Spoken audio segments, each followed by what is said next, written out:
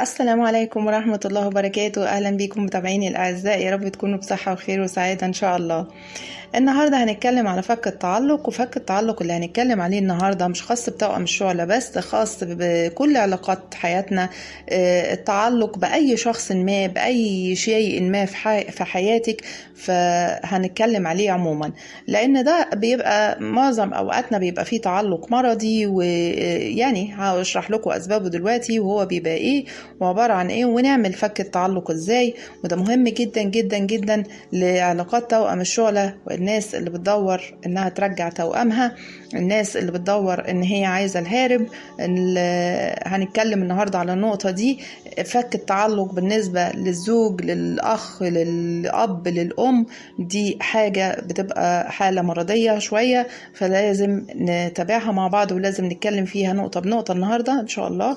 بس قبل ما ابتدي يا ريت ما تنسوش اللايك الجميل بتاعكم، ويا ريت ما تنسوش انكم تعملوا شير كتير جدا جدا، واللي مشتركش في القناة يشترك ويفعل الجرس للكل عشان يوصلوا كل جديد إن شاء الله. نقول بسم الله الرحمن الرحيم ونبتدي.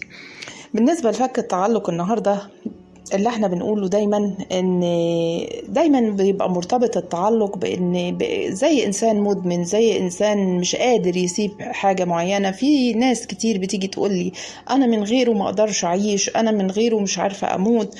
ده تعلق مرضي، وده خطر جدا. ليه؟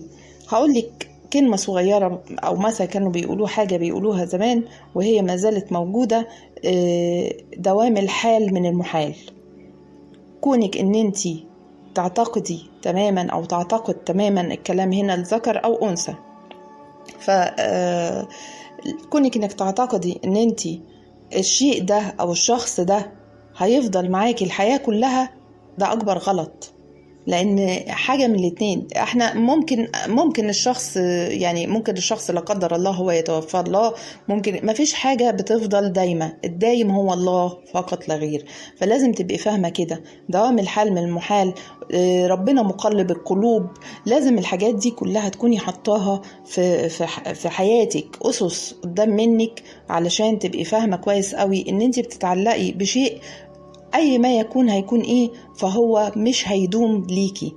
فعشان تفكي التعلق ده لازم ترتبطي بالله شوية، والالتزام مع الله شوية، والدعاء طبعا اكثروا من الدعاء والاستغفار والصلاة على النبي عليه الصلاة والسلام، علشان ربنا يشيل من قلوبكم التعلق ده حاجة مرضية. وطبعا مش هتقولي لي انا في يوم وليلة هبقى فكيت التعلق، لا، لان احنا شبهنا الاول انه هو اديتكم مثال انه زي المدمن النهاردة لو دخلتوه اي مستشفى او اي مصحة بياخد وقت في فترة العلاج، فطبعا هتاخدي وقت في فترة العلاج. الصلاة لازم تكون بخشوع بروحك، مش مجرد جوارحك انك بتصلي وخلاص، لا، بجوه بروحك الداخلية، روحك مع ربنا، مع وجود ربنا في حياتك. لازم يبقى كده، لازم أساسيات. صلي الفجر وادعي، الدعاء، كثرة الدعاء. ربنا قال ادعوني أستجيب لكم، فادعوه، ادعي ربنا. مجرد ما انت هتفوضي أمرك إلى الله، صدقيني وتقولي إن ربنا يشيل الشخص ده أو يشيل الشيء ده من جواكي إنك متعلقة بيه جدا. لا، غلط التعلق، غلط التعلق بأبنائنا، غلط التعلق بأزواجنا، غلط التعلق بأي شخص في حياتنا، غلط بأمنا بأبونا، غلط. لأن مفيش حاجة بتدوم، يعني مفيش حاجة هتدوم إلا وجه ربنا. يعني تعلقت بشخص النهاردة وجي الشخص ده توفى الله، إيه اللي هيحصل؟ هتجيلي صدمة، هتعب. طب ليه من الأساس كل حاجة بحدود كويسة، كل حاجة يعني اديها حجمها الطبيعي، بلاش زيادة عن اللزوم، بلاش تحبوا زيادة عن اللزوم بإفراط، بلاش مشاعركم تبقى كل حاجة زيادة عن اللزوم، بلاش تدوا كل حاجة بزيادة عن اللزوم. لا، لازم تشغلي عقلك شوية، يعني لازم فعلا تشغلوا عقلكم شوية وتدوله وظيفته. لأن انتوا هنا في التعلق بتبقوا اديتوا وظيفة، شغلتوا القلب مكان العقل. خلاص بقى بتفكروا بقلبكم، والقلب بيحس مش بيفكر، القلب بيحس، يعني القلب ده عواطف ومشاعر، تمام؟ فانتوا بدلتوا الامور وبتدوا الاشاره غلط. فلا، لازم تفكروا بعقلكم كويس جدا جدا علشان تعرفوا الدنيا وتحسوها ازاي، وتدوا يعني تحسوا بقلبكم وتدوا لعقلكم الاشارات علشان تبتدوا. ده شخص النهارده مثلا هنتكلم مثلا في علاقة زي علاقة التوأم الشعلة. الشخص الهارب النهاردة، الهارب ده بيهرب ليه؟ ما هو من شدة تعلقك بيه، من شدة مطاردتك ليه وحبك وانك على طول بتبصي عليه وبتطرديه. ده غلط. لازم هنا تعملي ستوب. طب ستوب ليه؟ اقعدي بقى مع نفسك. ازاي بقى نفك التعلق؟ تقعدي مع نفسك كده بالورقة والقلم. تمام؟ دي تاني خطوة طبعا بعد تفويض أمرك إلى الله، وبعد الصلاة والدعاء والاستغفار الكثير والخشوع في الصلاة. اقعدي بقى تاني خطوة، اقعدي مع نفسك كده بالورقة والقلم. الشخص ده اللي أنا متعلقة بيه، أي ما يكون من أي علاقة بقى، الشخص ده بيقدم لي إيه؟ 1 2 3. طب هو بيسيء ليا في إيه؟ في كذا. هتيجي في لحظات هتقعدي مع نفسك هتلاقي نفسك انك اديتي كتير قوي قوي، وانت اللي هتبقي كاتباهم وانت اللي هتبقي حاسباهم. تمام؟ هتلاقي نفسك طب وانا اديت ليه كتير كده؟ يعني ليه اديته كتير كده؟ فوقي في اللحظة دي، لازم تفوقي ان انت تعيدي حساباتك، لازم تفوقي كرامتي. الأنا بقى، الذات، هو ده اللي أنا كنت بقوله لكم. توأم الشعلة، أول اتحاد هو الاتحاد مع الله، تاني اتحاد الذات، تمام، تالت حاجة هو التوأم. تمام؟ فلازم تفكروا كويس قوي. التعلق النهاردة لما أجي أفك تعلق لازم أفكر الشخص اللي قدامي ده اداني إيه. تمام؟ ما هي العلاقات احتياجات، يعني معلش مش كل حاجة أنا بدي وبس. أنا متعلقة بالشخص ده فبديله كتير، ما أنا بحبه قوي ومتعلقة بيه قوي، فبقعد أدي بدون حساب، وده غلط. كل حاجة في دنيتنا بحساب. انت النهاردة فاقدة منه المشاعر، مفتقدة منه الحب، مفتقدة منه الكلمة الحلوة، مفتقدة منه المعاملة الحلوة. يبقى ليه أنا أدي وليه أبقى متعلقة بيه؟ لا، هنا تحطي نقطة ومن أول السطر وتبتدي تفوقي لحياتك وتفوقي لدنيتك وتبتدي الفراغ يا جماعة مشكلة رهيبة. لما باجي الاقي حد عنده تعلق شديد جدا بشخص وبيجي تكلمني او تقول لي كذا كذا كذا، بسألها سؤال، أفاجئ ان في فراغ كتير في حياتها. الفراغ ده لازم اشغليه بأي حاجة. اعملي جدول لحياتك إلا انك تبقي مشغولة. تمام؟ جدول، التزمي برياضة، اعملي يوجا، اعملي التأمل، اعملي عدد ساعات في حياتك، اسمعي ميوزك، بس ميوزك مش حزينة. اهم حاجة برضو في فك التعلق ما اقعدش اجيب ميوزك اغنية واقعد اسمع بقى اغاني واقعد اجيب بقى ايه القديم بقى اللي جوايا بقى اللي متخزن جوه العقل الباطن بقى ده واقعد اطلعه. لا، لازم نتعالج من الموضوع ده.